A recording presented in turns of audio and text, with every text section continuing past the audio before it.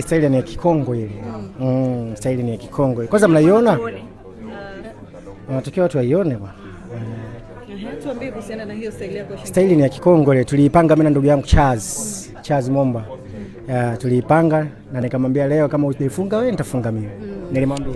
Hongera kwa kuwa mchezaji bora wa mechi. Hii ina maana gani kwako wewe binafsi? Inaniongezea motivation, lakini pia sio mimi tu, ni kwa Watanzania kwa ujumla, kwa maombi yao, na tunashukuru pia benchi la ufundi, tunashukuru pia wachezaji wenzangu kwa nguvu yao, energy yao ambayo wameonyesha tukiwa uwanjani. Lakini hizi mechi ni kiukweli ni mechi ni ngumu, sio mechi nyepesi, na mimi nafurahia wachezaji tunavyojituma, tunavyopambana kwa ajili ya nchi.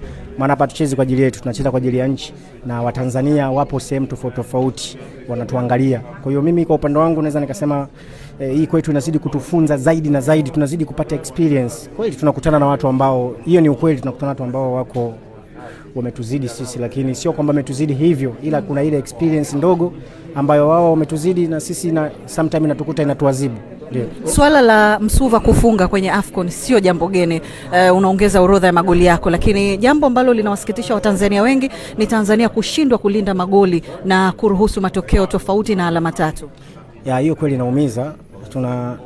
Tunatakiwa tulinde kweli goli letu. Hata kama tumelifunga goli moja tulitunze. Unajua mashindano haya bwana, bila kulinda magoli yako uliofunga ni ngumu sana. Kama hivyo tumeweza kufunga goli, lakini tumekuja tumeconcede tena na tukasababisha penalty, lakini haikuwa upande wao pia na wao. Ila nashukuru mechi imeisha salama, hakuna mtu aliyeumia. Sasa hivi tunaangalia mechi ambayo iko mbele yetu na Tunisia, kwa sababu ukiangalia siku ni chache sana za maandalizi. Kwa hiyo sasa hivi tuko tunajiandaa na mechi yetu na Tunisia.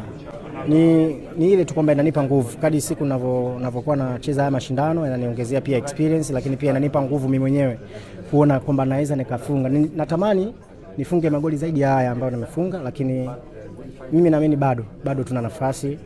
Tuna mechi moja na Tunisia ambayo imebakia mkononi.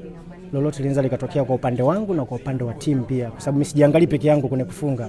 Mimi naangalia timu, kwa sababu bila timu mimi siwezi kufunga. Kwa hiyo kwenye timu mtu yote anaweza akafunga, lakini itakapotokea Msuva amepata nafasi ya kufunga, nafunga kutengeneza historia yangu. Na mimi ni kitu kizuri sana kwangu mimi kwenye career yangu na kwenye historia yangu, lakini pia timu ya taifa kwa ujumla, kwa sababu kila mchezaji anatengeneza historia yake. Mimi nataka nitengeneze historia yangu. Kama ulivyosema, Ngasa alikuwa tayari amefikisha magoli 25, na mimi pia nahitaji kuongeza magoli haya ambayo niko nayo, lakini nataka niongeze zaidi ya haya, niwe nayo zaidi ya haya, niwe hata na 29, 30, itakawezekana 35 au hata 40. Lakini tunachoomba sisi kwa upande wetu kama binadamu ni uzima. Hicho ndio kikubwa zaidi. Bila uzima huwezi kufanya chochote. Kwa hiyo mimi kwa upande wangu nasema nashukuru kwanza kuweza kufunga leo, lakini pia bado kuna mchezo mwingine na Tunisia.